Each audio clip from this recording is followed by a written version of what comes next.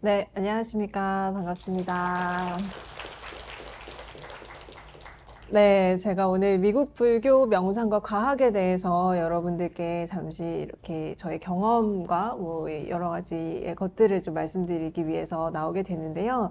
아마도 저를 불러주신 이유가 제가 이제 리차드 데이비슨 선생님이신데 이분이 명상을 연구하고 계시는 그리고 이렇게 fMRI나 뇌과학적으로 연구하고 계시는 이 학교에 있었어요. 그래서 이 학교에서 박사학위를 받았고 이러면서 실제로 명상이 계속해서 발전되어 오는 과정 속에서 있었기 때문에 아마 저를 불러주신 게 아닌가. 그래서 오늘은 전체적으로 지금 아까 역사적인 흐름이라던가 유대 불자들의 이런 모습들, 이런 것들을 보셨겠지만 저는 조금 제가 경험했던 미국에서 명상이 이런 식으로 좀 접목되고 발전되더라라는 것들을 좀 알려드리는 시간으로 만들어 보려고 합니다. 그래서 좀 편안하게 들으시면 좋을 것 같고요. 예, 실제로 굉장히 많이 우리가 명상에 대해서 이야기를 요새 하고 있는데 그렇게 명상을 이야기하게 되는 배경이 저는 제가 봤을 때는 과학적인 연구에 있다라고 생각을 해요. 그래서 실제 이렇게 뇌과학적으로도 그렇고 이전에는 뭐 심리학적으로도 그렇고 과학적인 연구가 명상에 대해서 계속해서 이루어지면서 사람들이 증거를 가지게 된 것 같아요. 그리고 요새 굉장히 젊은 사람들이 좋아하는 말 중에 하나가 증거 기반 프로그램이거든요. 그래서 증거가 있는 프로그램인 명상을 나도 해볼 수 있겠다라는 것들이 미국에서부터 시작되지 않았을까라는 생각으로 그런 부분에 대해서 좀 더 이야기를 좀 해보려고 합니다. 그러면 한국에서는 지금 정말로 명상이 붐인가? 이거를 그냥 정말 제가 뭐 통계를 다 가지고 올 수는 없으니까 정말 짧게 잠깐 설명을 드리면 제가 인스타그램이 그래도 저는 이렇게 젊지는 않아요. 제가 젊어 보이긴 하지만. 그런데 인스타그램을 젊은 사람들이 많이 한다 그래서 해시태그로 제가 한번 그 통계를 한번 찾아봤어요. 제가 그냥 정말로 개인적으로 명상 이렇게 쳐봤었는데요. 2022년도 얼마 전이죠. 불과 얼마 전이고 제가 요때 쳤을 때 한 42만 개 정도의 해시태그 명상이 나오더라고요. 근데 전 그때도 굉장히 놀랬어요. 명상을 이 정도로 많이 해시태그를 했어? 라고 놀랬거든요. 근데 지금 2024년에 얼마인지 아세요? 어느 정도 될 것 같으세요? 100만 넘어요. 놀랍죠? 심지어 179만입니다. 엄청나죠? 이 젊은 사람들이 그냥 정말 해시태그 명상 해가지고 하는 것들이 2년 사이에 이렇게 많이 늘어난 거예요. 늘어난 숫자만 해도 100만이 넘어간 거예요. 그래서 이만큼 정말 한국 사회에서는 명상에 관심이 좀 생겼다. 그리고 명상을 더 많이 회자시키고 있다. 라는 게 지금 한국 사회의 이 전반적인 흐름인 것 같아요.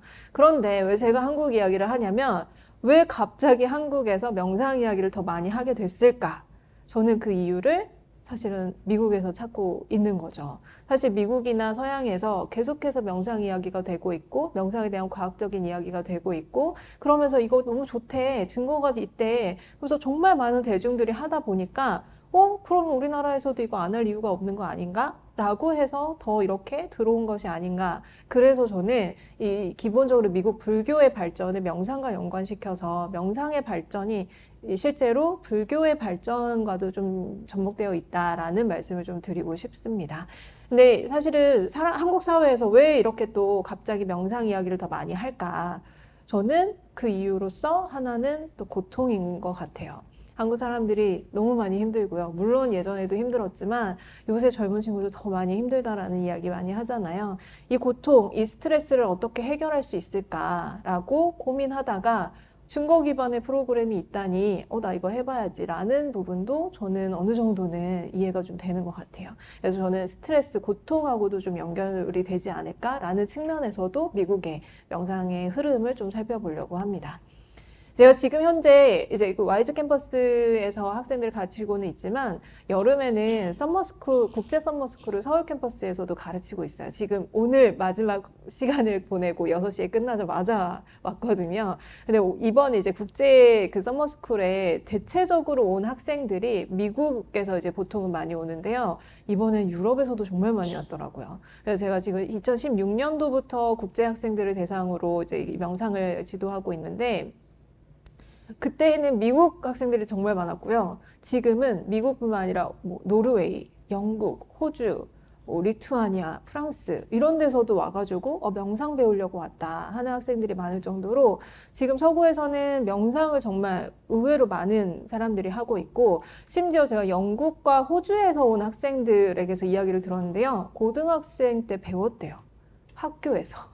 이게 제가 계속해서 지금 2015년도에 박사학위를 받고 들어와서 명상이 교육적으로 정말 많이 되고 있습니다라고 말은 하고 있지만, 제가 정말 외국인 학생들을 만나면서 저 이거 고등학생 때 배웠고요. 한국에서 더 잘 배워보려고 왔어요라고 하는 학생들을 계속 만나게 되니까 와, 이게 진짜 그냥 정말 그냥 우리가 떠도는 말만 있는 게 아니라 아이들이 정말 많이 배우고 정말 사회에 많이 접목되어져 있구나라는 것들을 좀 느끼게 되는 것 같아요. 자, 그러면 전 세계에 명상하는 인구는 얼마나 될까라는 걸 보시면은요. 기본적으로 전 세계 20억에서 50억 명 사이로 추산을 하고 있습니다.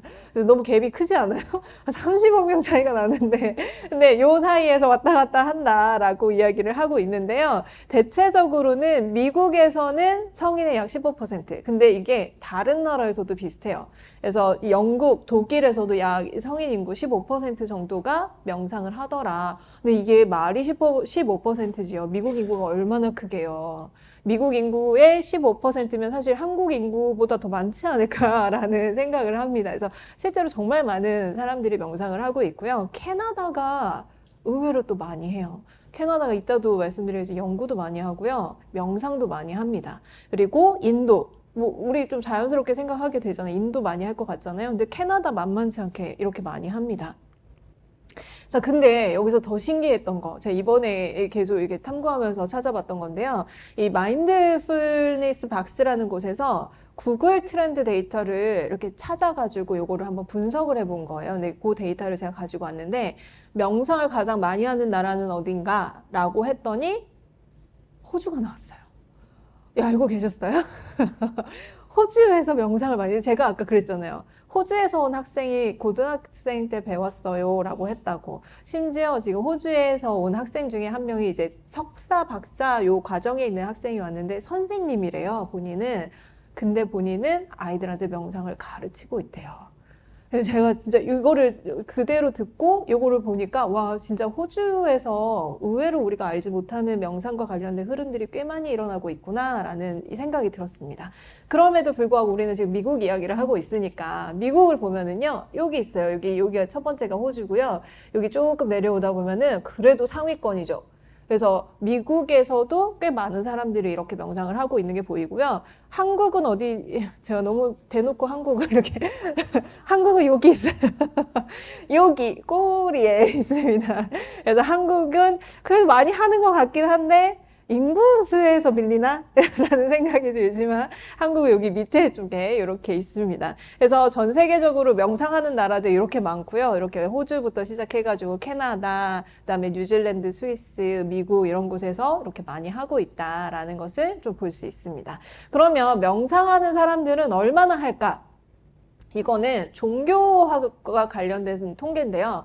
종교를 가진 사람들 35,000명을 대상으로 미국에서 조사한 내용이에요. 근데 이 사람들을 대상으로 당신은 명상을 얼마나 합니까? 라고 질문을 했더니 저는 이거 보고 놀랐어요. 꽤 높은 숫자죠. 40%의 숫자의 사람들이 일주일에 한 번 이상 합니다. 여러분은 얼마나 하세요? 명상? 실제로 이렇게 정말 절반 정도 되는 사람들이 일주일에 한 번 이상 한대요.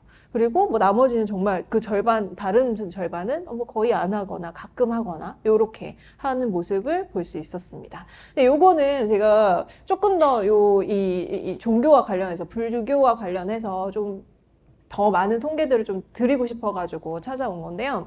2020년도에 Public Religion Research Institute에서 조사를 한 내용이에요. 이거는 불교나 다른 종교와 관련된 통계들을 보여주는 자료인데요. 여기서 보시면 제가 이걸 왜 가지고 왔냐면 여기 unaffiliated가 무교예요. 근데 제가 지난번에 다른 강의에서도 한번 소개해드린 적이 있는데 전체적으로 미국의 종교 인구의 이 흐름을 보면요.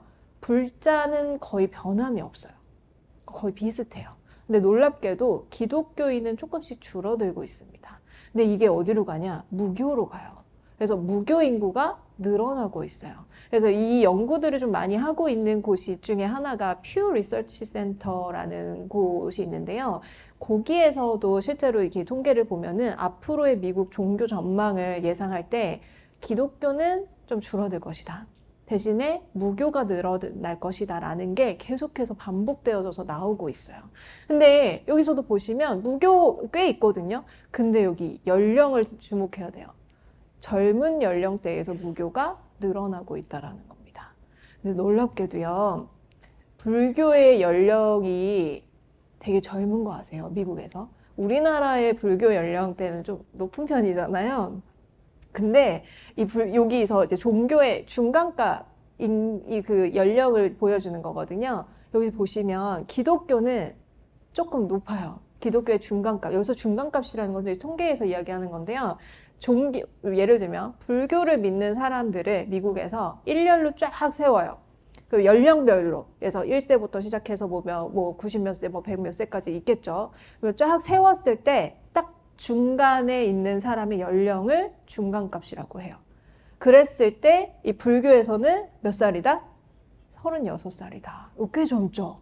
그래서 실제로 젊은 층에서 불교에 대한 관심들이 좀 있고, 특히나 무교를 가진 사람들이 명상 쪽으로 흡수되는 경우들이 좀 많다라는 것들을 저희가 좀 추측할 수 있을 것 같아요. 실제로 보면은 종교와 상관없이 명상을 하는 사람들의 인구가 계속해서 늘어나고 있거든요. 그리고 나서 이게 되게 재미있는 거는 나중에 명상을 하다 보니까 이거 되게 좋은데 뿌리가 뭐야? 라고 해서 나중에 저 이거 불교에 대해서 한번 공부해 볼래요. 불교에 대해서 알고 싶어야 하는 사람들도 꽤 있습니다. 그래서 실제로 저는 이 불교의 흐름이나 명상의 흐름이 반대되거나 저항이 된다라는 느낌이 아니라 어떤 면에서는 좀 다른 측면으로 가다가 나중에는 만나게 되는 이런 흐름으로 좀 보여지기는 하는 것 같아요. 그리고 요거는 되게 재밌게 여기서 이제 맵으로 보여주는 건데요. 이거는 불자분들이 어디에 많이 사나? 이거를 보여주는 거예요, 미국에. 근데 놀랍게도 우리 여기 보시면은요, 아까 서부로 들어왔다, 동부로 들어왔다, 얘기 들으셨잖아요. 딱 정말 서부에 많이 살고 동부에 많이 사십니다. 특히나 미국이 되게 재밌는 게 요 중간 있잖아요. 여기를 배꼽과 벨트로서 설명을 하는데요. 여기가 기독교가 제일 센 곳이에요. 아무래도 여기는 많이 안 들어가 있는 걸 볼 수 있죠. 근데 놀랍게도 여기 중앙이 뭐냐면 아까 콜로라도, 그 다음에 여기가 뭐 아리조나, 뉴멕시코 요 부분인데요. 이쪽에 명상센터가 꽤 많아요. 그래서 저는 여기 왜 불교가 더 많을까? 왜 이쪽에 불교도인들이 더 많이 살지라는 것들을 봤을 때 그냥 제가 예상해 봤을 때에는 우선은 유입부터 그렇게 됐고요. 제가 좀 이따 보여드리겠지만 선센터나 명상센터가 먼저 세워진 곳들도 바로 여기예요. 그리고 심지어 요새 들어서도 선센터, 명상센터들을 많이 짓잖아요. 근데 그런 데가 바로 요런 데 밀집되어 있어요. 특히나 아까 샴발라 인스티튜트 들으셨죠? 샴발라 본부가 여기 있습니다. 콜로라도. 그래서 실제로 불교도의 인구와 명상 인구 혹은 명상센터가 어느 정도는 좀 연관성이 있을 수는 있겠다라고 우리가 좀 볼 수는 있을 것 같아요. 그래서 실제로 그러면은 아까 역사적으로 여러 가지를 보셨지만 그러면 아까 60년대 되게 중요한 포인트라고 했잖아요. 저도 비슷하게 보고 있거든요. 실제로 요 시대에 50년, 60년 요 시대에 명상센터와 선센터가 처음으로 지어지기 시작해요. 정말 많은 분들이 관심을 갖게끔 되는 굉장히 중요한 계기가 되는 거죠. 그래서 미국 라마불교 사원이 58년도에 세워졌고요. 62년도에 샌프란시스코 젠센터, 이거 아직도 샌프란시스코 젠센터는 굉장히 활발하게 운영을 하고 있습니다. 정말 많은 분들이 와서 선을 하고 있고요. 지금까지도 명상이나 이런 거에서 우리가 주요하게 좀 믿을 수 있는 선센터, 명상센터는 어디가 있나요? 라고 했을 때 젠은 빠지지 않아요. 젠센터는 굉장히 신뢰되는 명상센터 중에 하나로서 지금까지도 굳건히 있는 곳 중에 하나입니다. 그리고 LA 젠센터 1967년도에 처음으로 세워지게 되죠. 그래서 이런 부분들이 다 서양에 있잖아요, 지금.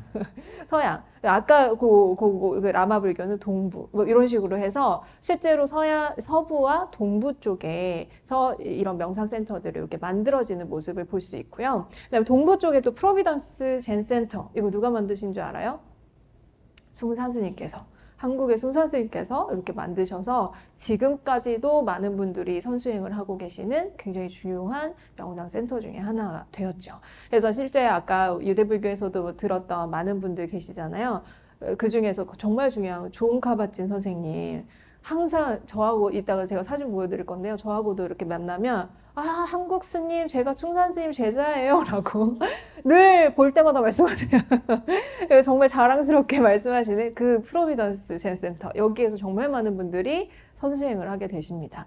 그리고 아까 유대인 정말 많이 나왔던 이분들께서 세우신 게 바로 IMS, 통찰명상센터고요. 이게 1975년도에 만들어지게 되죠. 그래서 실제로 그때부터 이렇게 막 시작을 해서 이렇게 달라이라마 존자님이 또 미국에 방문하게 되고 조금 있으면 이제 이 존 카바치 선생님께서 1979년도에 MBSR을 저예요. 네. MBSR을 개발을 하시게 되고 완전하게 센세이셔널한 이 흐름을 가지게 되는 게 바로 이 명상의 흐름이라고 보실 수가 있을 것 같습니다. 근데 여기에서 그치지 않고 다람살라에서 달라이라마 존자님이 유수의 과학자들을 계속 모시고 대화를 하기 시작하세요. 저는 이게 정말 중요한 흐름 중에 하나로서 역할을 했다라고 생각이 되는데 정말 우리가 정말 그냥 이야기만 들어도 알 수 있는 많은 분들 예를 들어서 요새 인사이드 아웃 2 요새 엄청나게 유행을 하고 있잖아요. 인사이드 아웃 1과 2에 영향을 주신 폴 에크만 감정 연구하시는 굉장히 중요한 그 과학자신데요. 그분도 달라이라마 존자님하고 말씀 나누시고 영감 받으셔가지고 연구하시고 책 내시고 이런 분이에요. 지금까지도 같이 연구나 프로젝트를 하고 계세요. 실제로 정말 많은 과학자분들을 모셔서 달라이라마 존자님과 대화를 합니다. 그리고 어떤 연구들을 하고 있는지 들으시고 거기에서 우리가 그러면 불교에서는 이런 거 있는데 이게 불교하고 접목이 되나? 불교하고 연관성이 있을까? 불교에서는 이런 거 하고 있는데 왜 이런 연구는 안 하지요? 라고 하시면서 계속해서 불교적인 부분들을 과학적으로 연구할 수 있게끔 그리고 명상적인 부분들을 과학적으로 연구할 수 있게끔 끌어가 주시는 역할을 하셨어요. 그래서 실제로 달라이라마 존자님의 역할도 굉장히 큰 부분을 차지하게 되는데요. 그런 측면에서 이 1991년이 됐을 때 마인드 앤 라이프라는 요게 설립을 하게 됩니다. 마인드 앤 라이프 인스티튜트라고 하는데요. 요게 기본적으로 지금 현재에서 명상을 이끌고 있는 가장 중요한 단체라고 보시면 될 것 같아요. 이건 미국의 본부를 두고 있고요. 미국 본부에서 이제 달라이라마 존자님을 모시고 많은 과학자들이 우리가 명상을 어떻게 과학적으로 연구할 것인가를 논의하기 위해서 그리고 많은 과학자분들을 배출하기 위해서 그리고 과학자분들을 지원하기 위해서 만든 이 재단이라고 보시면 될 것 같아요. 근데 이 재단이 굉장히 중요한 역할을 계속해서 하게 됩니다. 여기서는 2004년도에 마인드 앤 라이프 썸머 인스티튜트이라는 걸 만들었어요. 그래서 2004년부터 정말 꽤 오래됐죠. 2004년부터 명상을 연구하고자 하는 과학자들을 이 게리슨 인스티튜트라고 뉴욕에 있는 한 그 명상 센터인데요. 그곳에 모이게 해서 시니어 연구진들과 함께 이야기를 나누게 합니다. 그래서 명상 연구를 어떻게 해야 될 것인가, 방향성을 어떻게 잡아야 될 것인가, 내가 지금 놓치고 있는 것은 무엇인가 라는 것들을 계속 끊임없이 생각하게 하고 그러면서 명상을 함께 수행하도록 하면서 명상을 하면서 연구를 할 수 있는 장을 계속해서 만들어냈어요. 이걸 매년 합니다. 지금도 하고 있어요. 그래서 지금 요 여름 연구자 모임에서 실제로 참여하고 나중에 명상 연구를 더 많이 하게 되는 분들도 굉장히 많이 나오게 되죠. 그래서 사실 이런 거 보면은 우리나라에서도 이런 것도 있었으면 좋겠다라는 생각이 좀 드는 것 같은데요. 그렇게 하다가 실제로 이런 과정 속에서 티베스님들을 좀 모시고 명상을 하신 분들의 뇌과학적인 연구가 진행이 되게 돼요. 사실 이게 되게 어려운 부분이잖아요. 내가 수행을 했지만 나를 대상으로 연구를 해라. 이거 굉장히 큰 결심 중에 하나인데 특히 그분 중에 한 분이 바로 이 마티유 리카르 스님이신데요. 이분은 프랑스 분이고 프랑스 분이지만 티베트 불교에 귀의를 하시고 출가를 하셔서 수행을 하신 분이에요. 뭐 사진 작가로도 활동을 하시는데 이분이 요새 가장 유명한 이름이 뭐냐면 세상에서 가장 행복한 사람으로 유명합니다. 왜냐면 이분 이제 명상하시면서 이제 뇌과학적으로 연구를 해봤더니 행복한 사람의 뇌를 그대로 보여준 거예요. 이분의 뇌가. 그래서 세상에서 가장 행복한 사람으로서 책도 나오고요. 이렇게 유명해지게 되십니다. 근데 이렇게 이런 여러 가지 연구들을 하게 되죠. 제가 아까 첫 화면에서 보여드렸던 fMRI 기계 속에 들어가서 실제로 뭐 여러 가지 연구도 하게 되고요. 그런 과정 속에서 실제로 명상은 종교에서 과학이 되어가는 과정을 거치게 되는 것 같아요. 사실은 이렇게 말하면 많은 이 불자분들은 너무 아쉬워요. 이건 말이 안 되는 것 같아요. 라고 하시지만 저는 흐름을 그냥 말씀을 드리는 거니까. 그래서 어떤 면에서는 이게 과학적으로 계속 증명되는 과정에 있더라. 그렇지만 아까도 말씀드렸듯이 종교성을 뺐지만 그렇다고 해서 불교를 우리가 무시하거나 불교를 다루지 않는 건 아닌 것 같아요. 오히려 더 관심을 갖게 되고 불교를 어떻게 과학적으로 우리가 공부해 볼까라는 관심이 훨씬 더 높아진 것 같거든요. 전 그런 면에서는 또 긍정적인 측면이 있다라고 보는데 그런 과정들이 여기서 이렇게 쭉 나타나게 되고요. 특히 2000년대부터 명상 뇌과학 Contemplative Neuroscience라는 용어 자체가 등장을 하게 되면서 명상을 뇌과학과 연관지어서 실제로 우리 뇌가 굉장히 플라스틱하다라고 하거든요. 그 말은 이 뇌가 이 유연성을 가지고 있대요. 그래서 뇌도 변하더라 라는 이야기를 명상 연구를 통해서도 굉장히 많이 하게 되는 이 과정들을 거치게 됩니다. 그래서 명상이 대중화된 과정들을 제가 살짝 이렇게 정리를 해보면 첫 번째는 아까 선명상, 정말 초반에는 선명상이 엄청나게 센세이셔널했어요. 그리고 정말 많은 사람들이 선에 이거 우리 이거 해야 되는 거야 라고 많은 미국 분들이 생각을 하고 있었고요. 특히나 이때 좀 초점을 뒀던 게 프로이드의 정신분석 치료하고 좀 연관성을 가지게 되면서 무의식을 깨워준대. 우리의 무의식을 우리가 알아야 돼 라고 하면서 이 테라피적인 측면으로 명상이 선이라는 것이 굉장히 중요하게 각광받기 시작을 합니다. 그래서 이때 정말 이거 굉장히 중요한 흐름으로서 이야기되는 이 선의 이 도입이 시작이 되고요. 그 다음에 이제 두 번째 웨이브로 세컨 웨이브로 보는 것이 마하리시의 그 TM 명상. 요 TM 명상이라는 것이 실제로 의학적으로 연구가 되기 시작을 해요. 그래서 실제 여기 첫 번째에서는 테라피적으로 접근을 했다면 두 번째에서는 우리 몸, 신체적으로 이런 반응들이 나타난대. 이완 반응도 나타나고 면역력도 좋아지고 고혈압도 고혈압에도 이게 도움이 된대. 라는 것들이 생기면서 와, 이거 명상이 몸에 좋은 거네. 라는 것들이 생기면서 또 한 번 샥 붐이 일어났었어요. 그러다가 세 번째가 바로 존 카바진 선생님의 등장, MBSR. 지금 이거 무슨 말이냐면 기존에는 그냥 센터 가가지고 그냥 명상했어요. 근데 이제는 그걸 프로그램화한 거예요. 8주 프로그램. 그래서 임상적으로 병원에서 이걸 가르쳐요. 그리고 이거를 정말 연구를 해요. 과학적으로.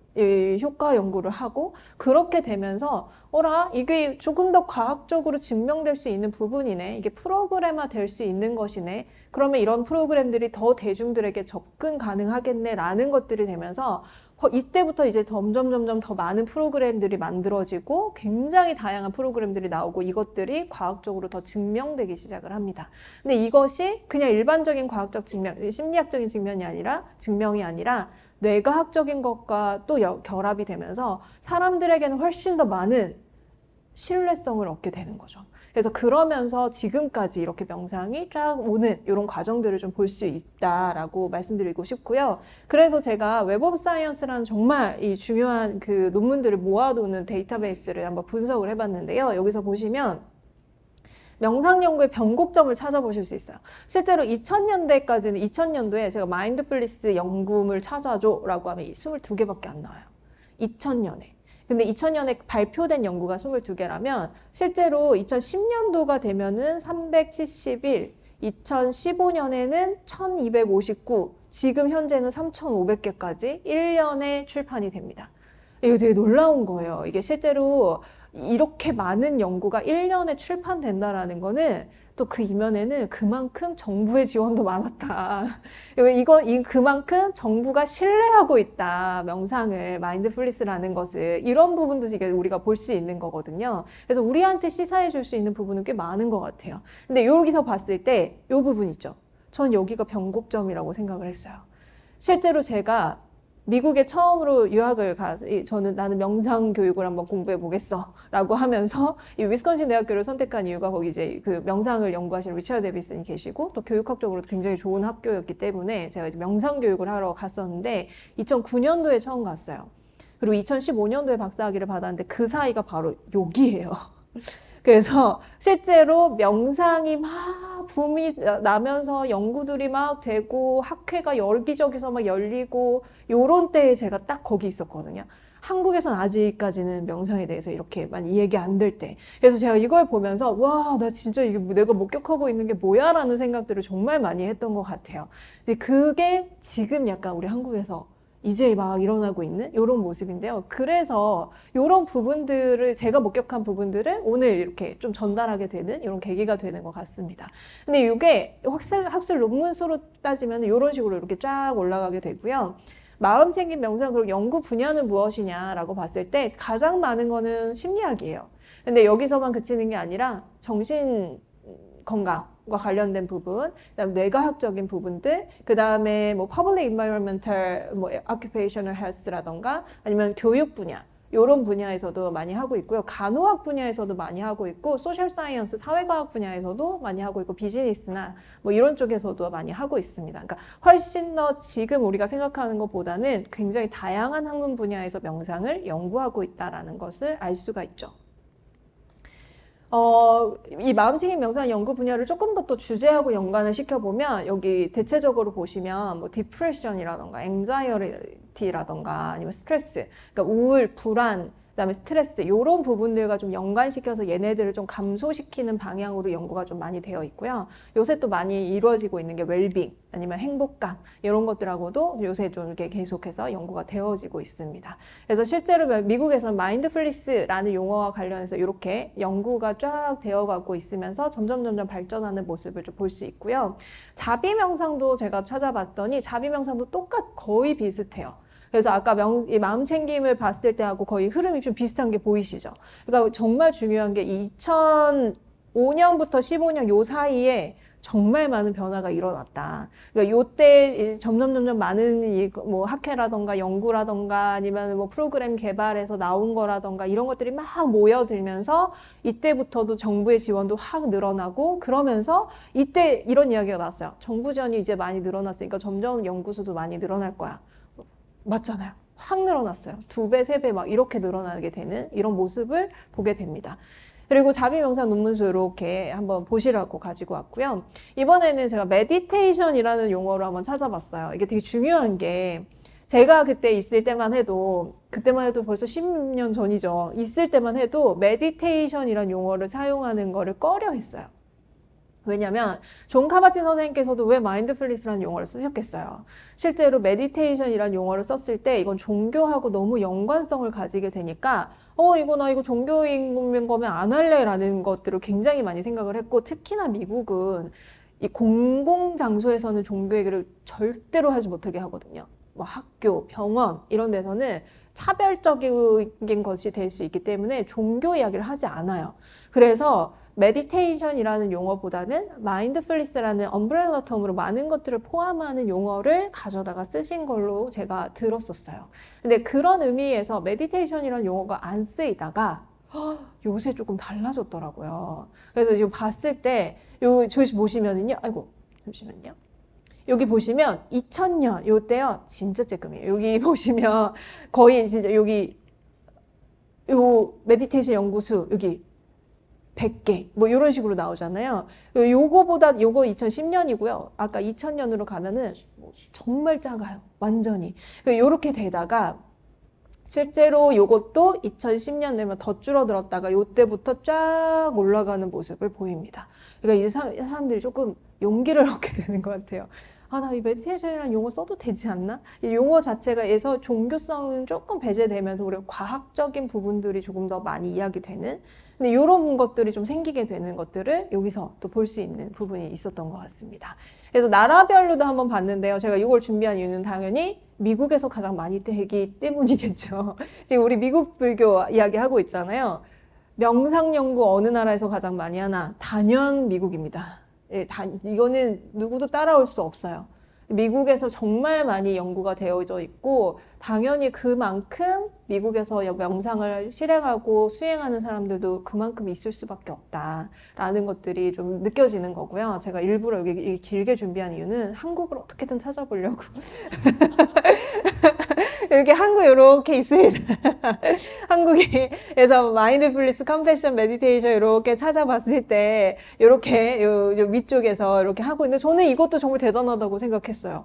우와, 한국에서 이제 이 정도까지 많은 연구들이 좀 쌓였네. 이거 원래 이 정도도 아니었거든요. 그래서 진짜 요새 많이 발전했다라는 생각을 하게 됩니다. 근데 단연 미국이 최고예요.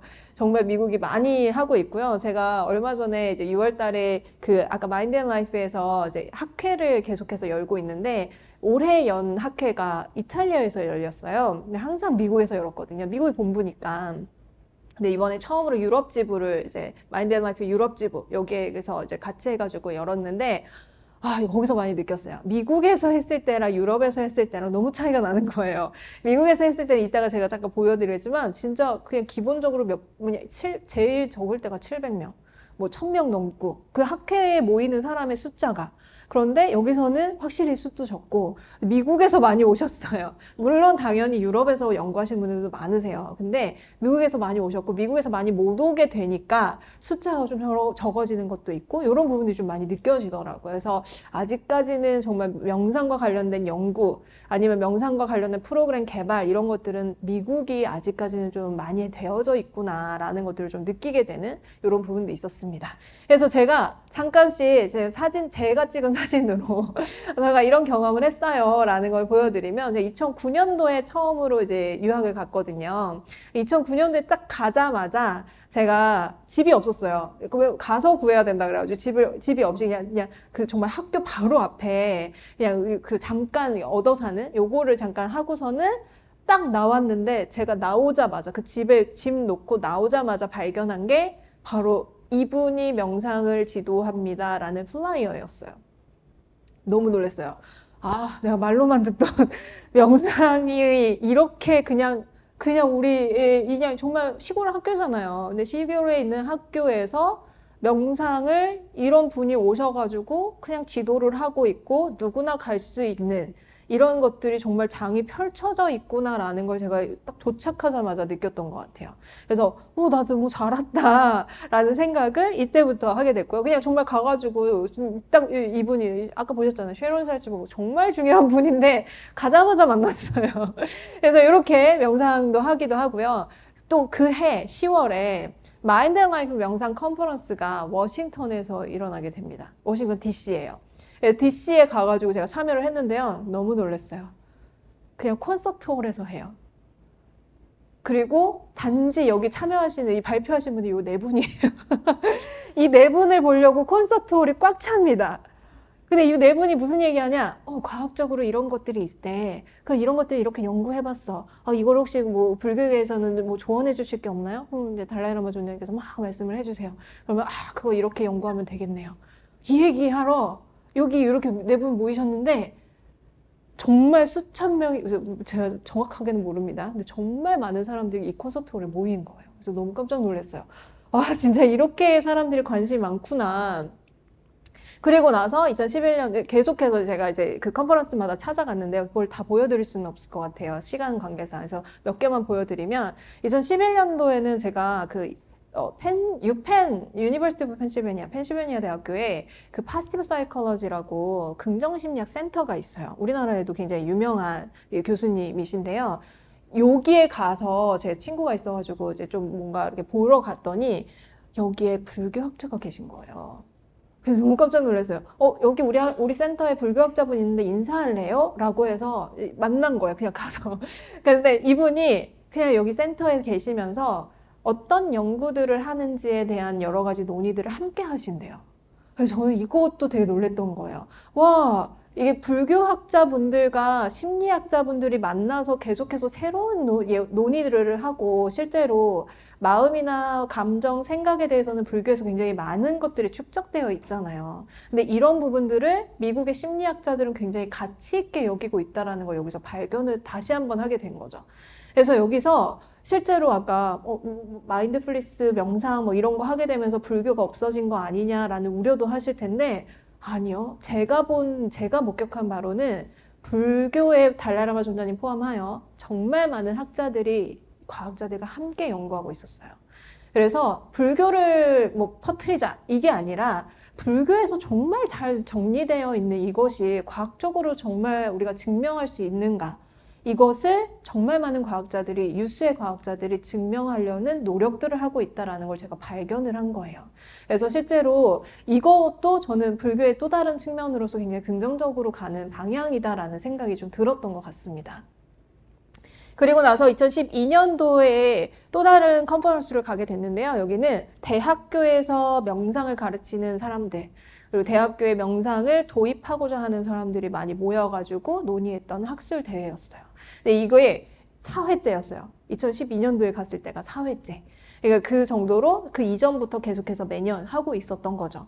그리고 나서 이제 첫 번째로 마인드 앤 라이프에서 우리 이렇게 흩어져서 하고 있는 학술대회도 좋은데 전부 다 같이 한번 해보자 라고 해가지고 중앙에서 이렇게 좀 이렇게 힘을 모아가지고 했던 컨퍼런스가 바로 마인드 앤 라이프에서 이제 만들었던 ISCS 요 컨퍼런스였는데요. 이게 첫 해였잖아요. 당연히 제가 가죠. 막 쫓아갔죠. 근데 덴버에서 콜로라도에서 했는데요. 700명이 참가했습니다. 그래서 이것도 되게 놀라웠어요. 이거 발표하는 분들만 오잖아요. 근데 이렇게 명상을 연구하는 분들이 이렇게 많아? 라는 생각을 하게 됐던 하나의 컨퍼런스였고요. 그 다음에 요것을 2년에 한 번씩 계속해서 이름은 조금씩 바꿔가지만 마인드 앤 라이프에서 계속 주최해가지고 학술대회를 열게 됩니다. 그래서 제가 될 수 있으면 참여를 하려고 했고요. 이때 보스턴에서 있었는데요. 1,700명이 참가를 했어요. 2년 사이에 너무 놀라운 발전이지 않아요? 1,700명이 다 모여가지고 이렇게 달라라마 존자님 모시고 우리가 명상을 어떻게 연구할 것인가, 내가 한 연구는 무엇인가를 발표하고 논의하는 자리가 이렇게 마련이 됩니다. 그리고 나서 2016년도에는 샌디에고에서 했는데요. 34개국에서 참가를 하게 됩니다. 그래서 이것도 이제 또 다른 발전이에요. 처음에는 미국 사람만 하다가 그 다음에 이런 게 있대. 그래서 막 유럽, 막 아시아 이런 데서 다 같이 참여를 해가지고 발표를 하는 이런 것들이 이제 하게 되고요. 그렇게 가다가 코로나가 오죠. 코로나 기간에는 안 할 줄 알았더니 했어요. 온라인으로. 근데 이때 당연히 이제 숫자는 줄긴 했는데 40개국에서 700명이 참가했대요. 너무 놀랍죠.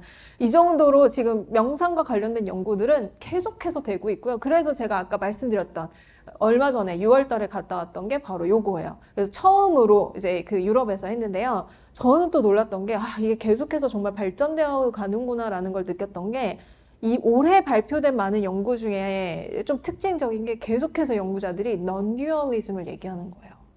그게 뭐죠? 불교 용어로 프리중도, emptiness, 뭐죠? 공사사. 계속 얘기하는 거예요. 한두 분이 아니었어요. 그래서 내가 불교 학회에 와 있나? 라는 생각이 들 정도로 이제 많은 명상학자들이 원래 이게 핵심이 뭐지? 우리가 핵심을 좀 파고들어야 되는 거 아닌가? 그런 불이중도, non-dualism에 대해서 우리가 좀 연구해봐야 되는 거 아니야? emptiness에 대해서 연구해봐야 되는 거 아니야? 라고 사람들이 생각을 하기 시작했고 그런 부분들에 대해서 연구하고 발표하고 핵심 사상이 무엇인지 배경이 무엇인지를 논의하는 자리였던 거예요. 그래서 아까 약간 우려도 되시잖아요. 제가 아까 여기 과학으로 가고 있어요 했을 때 그런데 여기에서 불교의 핵심적인 부분이 놓쳐지지 않았어요. 제가 목격한 거는 실제로 과학자들은 목말라 있더라고요. 우리가 모르는 건데 사상적으로, 철학적으로 우리가 좀 배울 수 있는 게 없을까라는 거를 굉장히 목말라 하고요. 그런 부분을 많이 배워서 과학적으로 연구하고 싶어 하는 연구자들을 굉장히 많이 만났어요. 저는 이것도 굉장히 다른 측면에서 고무적인 부분이라고 생각을 하거든요. 그래서 이런 것들이 이제 지금 되고 있는 부분이고요. 얼마 전에 네이처지에 아시죠 여러분? 아주 유명한 과학 전문 잡지 이 네이처지에 실린 제목입니다. 이거 요 논평처럼 이렇게 주장하는 글로서 실렸는데요. 신경과학자들은 종교 연구를 두려워해서는 안 된다 라는 글이 실릴 정도로 이제는 많이 바뀌었어요. 그래서 실제로 우리 미국 불교에서 연관시켜서 실제 미국 불교에서 들어가서 명상이 시작이 되고 하면서 불교의 모습이 좀 달라 보이기는 하지만 그 기조를 놓치지 않고 또 다른 측면으로 계속해서 과학적으로 증명되고 있는 게 미국 불교다. 그리고 이것이 과연 우리가 부정적으로만 볼 필요가 있을까? 라는 부분은, 그리고 우리 여기에서 우리가 배울 수 있는 건 무엇인가 라고 하는 부분을 우리가 한번 생각해 봐야 되지 않을까 라는 생각이 들었습니다. 근데 왜 이렇게 명상을 많이 할까? 저는 여기서도 이게 또 궁금했어요. 왜 사람들은 왜 이렇게 명상을 좋아하지? 근데 제가 아까 우리 학생들 만났을 때도 그렇고 거의 다 그냥 얘기하는 게 이거예요. 너무 힘들어서요. 그래서 저는 핵심이 고통인 것 같아요. 우리 불교에서도 제일 진리로서 이야기하잖아요. 사성제 중에 제일 첫 번째 성스러운 진리, 고다. 인생은 고다.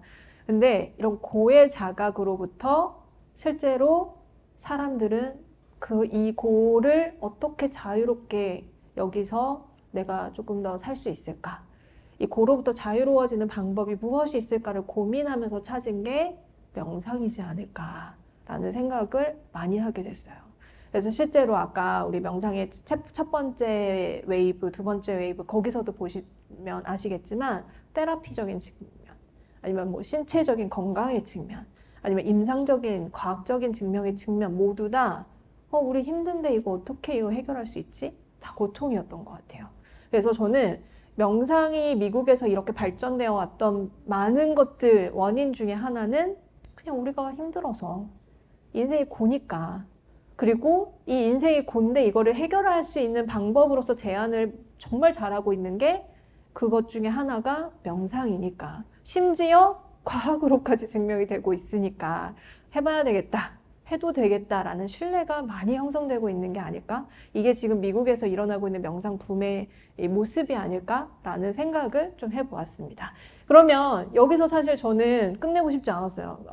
이 주제가 미국의 명상, 미국의 불교이지만 여기서 끝내면 좀 아쉽잖아요. 그럼 이걸 우리 한국에서는 어떻게 가져올 수 있는데? 우리가 생각해야 될 건 뭔데? 라는 것들을 좀 드리고 싶었는데요.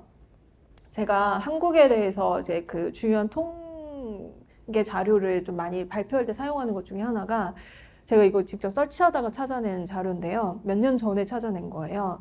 여기서 한국인은 무엇에 삶의 가치를 두고 살아가는가가 이 질문이었거든요. 근데 한국이 여기 있는데 뭐 하나 되게 달라 보이지 않으세요, 여러분? 다른 나라들은요, 삶의 중요한 가치를 첫 번째로 가족에 뒀어요. 관계, 가족. 근데 우리나라만 뭘로 뒀냐면요, material well-being, 물질적 풍요. 너무 가슴 아팠어요. 아, 한국 사람들이 이렇게 자본에 의해서 끌려가는 삶을 살고 있구나라는 거를 너무 명료하게 보여주는 거예요. 그 두 번째가 헬스, 건강. 그러니까 우리나라 사람들은 돈 많이 벌어서 건강하게 사는 게 목적인 거예요. 근데 너무, 뭐, 그러면 좋죠. 그런데 다른 것보다도 그걸 우선순위에 둔다라는 이 사회 풍조가 조금은 마음 아프게 느껴졌거든요. 당연히 그러니까 경쟁적일 수밖에 없잖아요. 그런데 요거를 조금 더 다른 것들과 연관시켜서 보면은 실제로 성인 인구 중에 최근 1년 동안 연속적으로 2주 이상 일상생활에 지장이 있을 정도로 슬프거나 절망감을 느꼈다. 아까 제가 미국도 고통스러워서 명상한다 그랬잖아요. 한국이 더 심합니다. 그리고 요게 자살 사망률인데요. 여기가 미국이고요. 여기가 한국이에요. 당연히 한국이 훨씬 더 높아요. 그리고 요거는 우울증 유발 OECD 한국이 1위입니다. 그래서 실질적으로 정말 한국 사람 힘들다. 근데 심지어 아이들 얼마나 힘들겠어요. 청소년 자살률도 1위잖아요. 근데 그 이유를 제가 피사에서 한번 찾아봤는데요. 피사 혹시 들어보셨죠? 뉴스에 뭐 수학 능력, 읽기 능력, 과학 능력, 우리나라 뭐 1등 했다, 3등 했다, 뭐 이런 거 나오잖아요. 근데 피사는 그것만 연구하지 않아요. 피사에서 연구하는 것 중에 하나가 삶의 만족도, 아이들의 행복감, 이걸 연구하거든요. 우리나라에서 전혀 조명하지 않는. 근데 실제로 제가 이거를 직접 찾아서 봤어요, 데이터를. 그래서 봤더니 읽기 능력은 높아요. 요쪽으로 갈수록 읽기 능력인데요. 높은데 대신에 삶의 만족도는 낮아요. 그래서 정말 똑똑한데 정말 힘들어요, 우리나라 아이들이. 근데 이게 비단 아이들만의 문제일까요? 그 아이들이 커서 성인이 되잖아요. 그 아이들이 커서 이 사회를 이루고 살잖아요. 그러니까 이게 아이들만의 문제라고 볼 수는 없는 거예요. 근데 이게 또 다른 학교 환경과 관련된 부분인데요. 여기 보시면은 뭐 왕따 문제 전혀 사실 우리 뉴스에서 많이 들어서 그렇지 실제로 조사해보면 그렇게 문제 많지 않아요. 근데 여기서 문제가 뭐냐면 경쟁한다가 엄청나게 심합니다. 파란색이 평균이고요. 빨간색이 우리나라예요. 평균보다 너무나도 높게끔 경쟁적이에요. 한국 사회는. 근데 여기서 또 문제가 뭐냐. 삶에 덜 만족해요. 파란색이 평균이고 빨간색이 한국이라고 그랬잖아요. 우리나라 아이들은 평균 다른 나라 아이들보다 삶의 만족도가 낮고요. 행복감을 덜 느끼고요. 더 많이 슬퍼요. 그리고 벗어날 수 있는 방법을 덜 가지고 있어요. 힘들 때 내가 사용할 수 있는 도구가 조금 더 적대요. 근데 여기서 더 문제. 실패하면 눈치 본다가 이만큼 올라가 있어요. 저는 이게 핵심인 것 같아요. 우리나라는 경쟁적이에요. 다른 사람과 싸워서 이기고 싶어 하는데요. 실패했을 때 그 사람의 눈치도 엄청나게 봐요. 그러니까 다른 사람 시선. 이거를 굉장히 두려워하는 게 한국 사람이라는 거죠. 이게 아이들만의 문제가 아니라 우리나라 사람들은 이것 때문에 너무 많이 힘들어 한다라는 거예요. 그리고 요거에 비해서 지능이 고정되어 있다라고 생각하진 않아요. 이거 무슨 말이냐면 나는 얼마든지 성장할 수 있어 라는 마인드를 가지고 있다라는 거예요. 이 말은 우리는 분명히 힘들어요. 그런데 이 힘든 거를 얼마든지 이겨내고자 하는 능력, 이겨낼 수 있다라는 믿음도 가지고 있는 게 한국 사람이라는 거죠. 그래서 저는 그런 기조 속에서 명상을 사람들이 이렇게 많이 찾는 거 아닐까? 나는 정말 이걸 이겨내고 싶어. 난 잘 살 수 있어. 근데 이 방법 중에 하나를 명상에서 한번 찾아볼래? 라는 이런 기조를 우리가 발견할 수 있는 게 바로 요거 아닐까라는 생각을 제가 한번 해보았습니다. 그래서 저는 핵심이 고통이고요. 어느 나라든지 우리가 고통스럽다. 그럼 여기서 어떻게 벗어날 수 있을까라는 측면에서 명상이 지금 이렇게 발전되어 있다라고 생각을 하고 그런 측면에서 조금 더 행복을 위해서 많은 사람들이 명상하고 있다고 생각합니다. 특히나 제가 요거를 준비한 게 거의 마지막으로 준비한 게 지금 현재 미국에서는 제가 아까 마인드풀니스 자비 이런 이야기를 드렸지만 기조가 마음 챙김과 관련된 프로그램은 이미 많이 만들어져 있어요. 요새는 자비로 가고 있습니다. 그래서 여기 보시면 더 컴패션 시프트, 컴패션이 세상을 바꾼다. 자비로 전환하자라는 운동이 일어나고 있어요. 그래서 요새 더 많은 연구들이 자비와 관련해서 많이 될 것 같고요. 실제로 교육, 명상교육 이런 것들도 자비가 조금 더 많이 포함되는 이런 추세가 많이 일어날 것 같습니다. 그래서 조금 더 늦게 출발했지만 자비와 관련된 연구들이 이 자비와 관련된 강조점들이 더 많이 생겨나고 있고 그래서 사실 우리나라에선 그럼 무엇을 배워야 할까? 저는 이런 부분에 대해서 우리가 조금 더 많이 이야기하게 되는 이런 사회가 우리가 명상을 조금 더 많이 하게 되는 사회에 연관되지 않을까라는 생각을 하게 됩니다.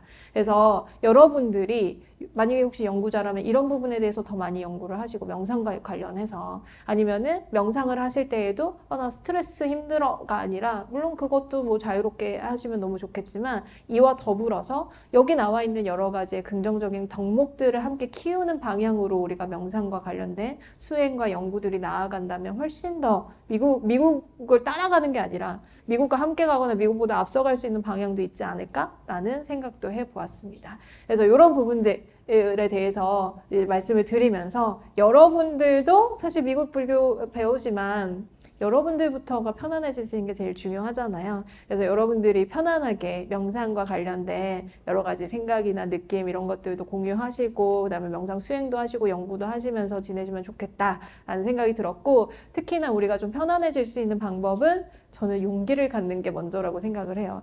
한국 사람들 아까 보셨잖아요.